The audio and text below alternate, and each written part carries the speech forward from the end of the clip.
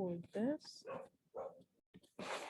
So what I planned on doing today was we can practice with verb conjugations if you feel like you need it, if you feel like you need some more help with that. I had some that I found in the book that I thought that we could use. We'll review the tenaire plus K plus infinitive and the conjugations of tenaire, and I figured that we would start the introduction to forming questions and question words. Do that. So like we went over on Tuesday, tenaire plus K plus infinitive is just like a fancy way of like saying like that you have to do something. So tenaire means to have. So I have the conjugations on the next slide, obviously, but an example that like in English that we would have is I have to eat. So even in English, to eat is in the infinitive form. So you conjugate tenaire based on who is doing the action. You put the K in, and then you put the infinitive of like what you have to do. So that would translate to tango is I have, K comer, and then comer is to eat, which we know. So they put that K in there. I don't know why, but they do. Another example is tú tienes que dormir. So you have is tú tienes, and que is to, and sleep is dormir, to sleep. And then tener is always conjugated, and the verbs are separated by the word K, obviously. It's in the formula, easy enough. And obviously the last verb, which is the infinitive, the thing that you have to do, is in the infinitive form. And the formula makes that pretty easy to remember. And we did some practice with this on Tuesday, and we did talk about how you can use the verb necessitar too, if you would rather. So this is just a different way of saying things that you have to do. So are you okay with that? Do you have any questions or anything? So then just No. you're okay. Okay. So then just to go through the conjugation of tenaire, it is an ER verb, obviously. And this is an irregular verb, which we haven't done those yet. But so this is like, it's something called a stem changing verb. So you do the same thing that you would do with the regular verbs. You take the ER off and then you're left with TEN, but it's like a stem changer, so the stem changes. And like I said, you don't have to worry about all that right now. But this is the only irregular verb that we've gone through. So the chart that we have is we have the personal pronouns just like we do in like the other ones. We have yo, we have tú, we have él, ella, usted, nosotros, nosotras, ellos, ellas, and ustedes. So they never change. That's always the same. And then you see we have the same endings. We have o, es, y, hemos. Oh, what did I do? And en. So there's that. And we have yo tengo is I have. Tú tienes is you have.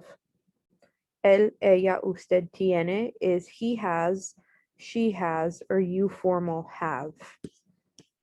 And then nosotros or nosotras tenemos, so we have.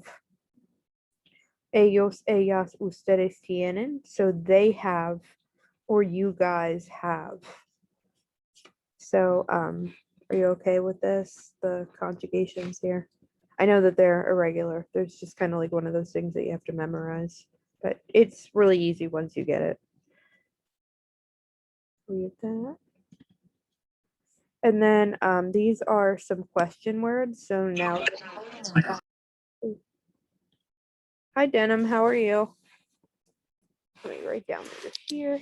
I heard you come in.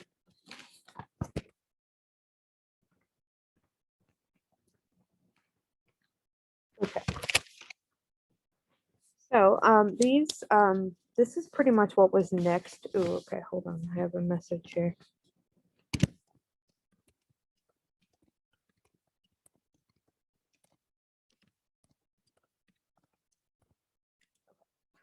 So the question words are pretty much what was next in the book after like the regular verb conjugations, the tenere plus K plus infinitive, all that fun stuff. So and they're actually very they're pretty simple. They are different, obviously, in English than they are in Spanish, but that's okay. And we do know that Spanish is like a highly gendered language, like nouns of genders and all that other fun stuff. So some of the question words do as well, but it's not too hard. And I just will classify this as like a vocabulary list. So, and like I said, these are on some page in the book. I really should have put them on here, but I'll go back and I'll find the page and I'll put them on here. But you don't really have to look that up because I have it all here, but that's okay. So ¿qué means what? ¿Cómo means how? ¿Cuándo means when? ¿Dónde means where?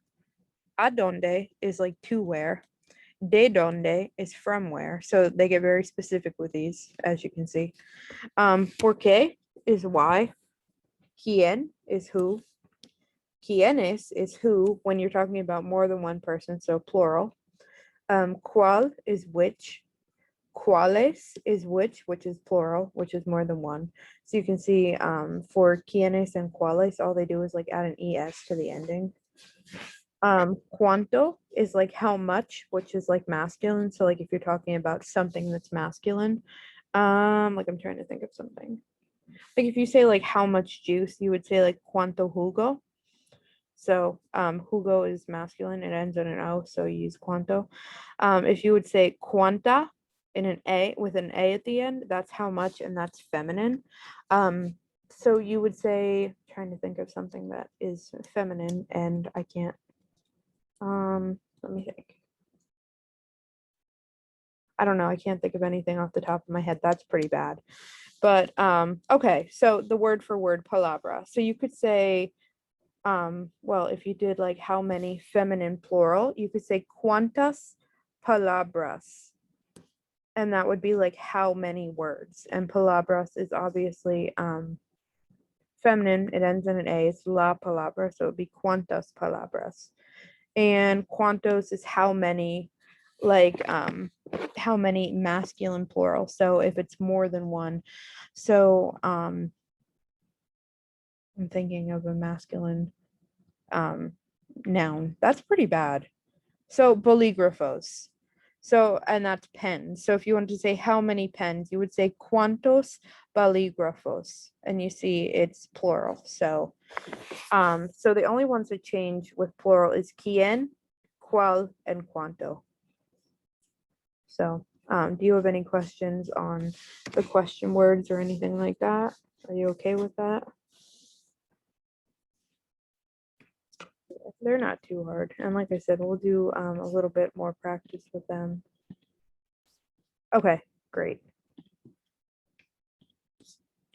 So, and there are, now this is different than English.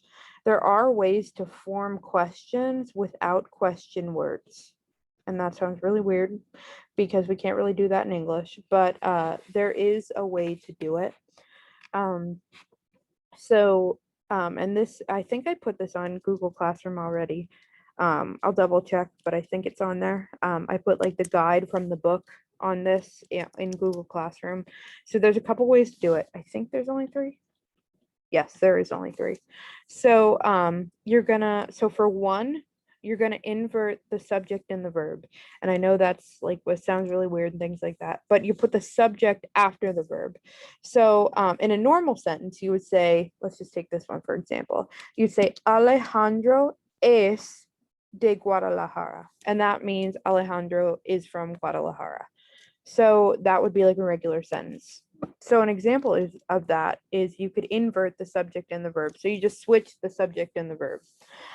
So the example es Alejandro de Guadalajara, and that pretty much means es means is. So is Alejandro from Guadalajara?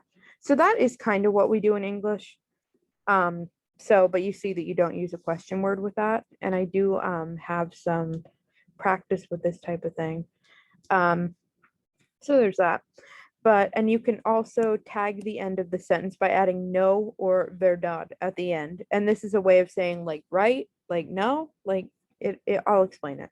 So an example is Alejandro es de Guadalajara, verdad? So that's like Alejandro is from Guadalajara, right? So you can see you don't use a question word there. Or you could say Alejandro es de Guadalajara, no? And that's like he's from Guadalajara, like right? No? Yeah. And then they did leave a little note in here.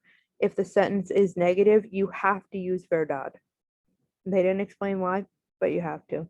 So if you say Alejandro no es de Guadalajara, verdad? So you can't put no at the end. I don't really know why, but you can't. So there's that one. And then there's also something called rising intonation, which it's just like the change of tone of your voice. So you just make it sound like a question. So at the end of the sentence, just like raise your voice. So an example is Alejandro es de Guadalajara. Like, did you hear that? Like, you just like raise your voice. That's the way that I noticed that most people do it. Is number 3, then probably number 1, and number 2 is probably the last one.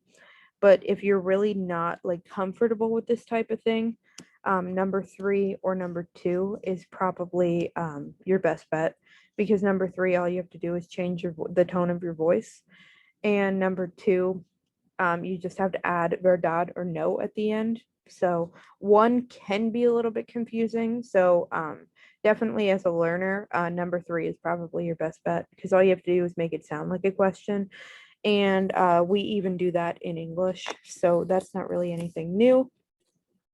So I actually had all of this stuff planned for yesterday, but that's okay. Let me go on here.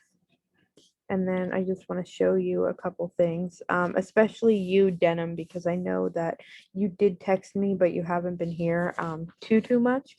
So I think I told you this on Tuesday, but I changed Google Classroom a little bit. I put all of the assignments under like one thing. And then obviously the class PowerPoints are where they always were, under class PowerPoints. Textbook is here. The personal pronoun chart is there. And everything else that isn't under assignments is just like material to help you out. So here we have the forming questions. So this is literally just what I explained today. And then this. And then these are the question words. They don't put the English here. Don't ask me why. I have no idea why. But I put the English in. So there they are. You don't have to do anything with this. This is just material. Okay. Give me 1 second.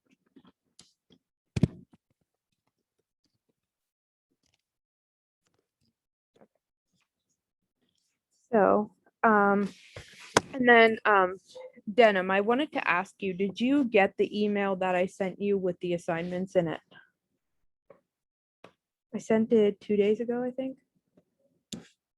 And then if you do get a chance to go on the computer, you can click that and then just view assignment. And it should say like instructions, and then the PDF is right here. So some of them are really simple, but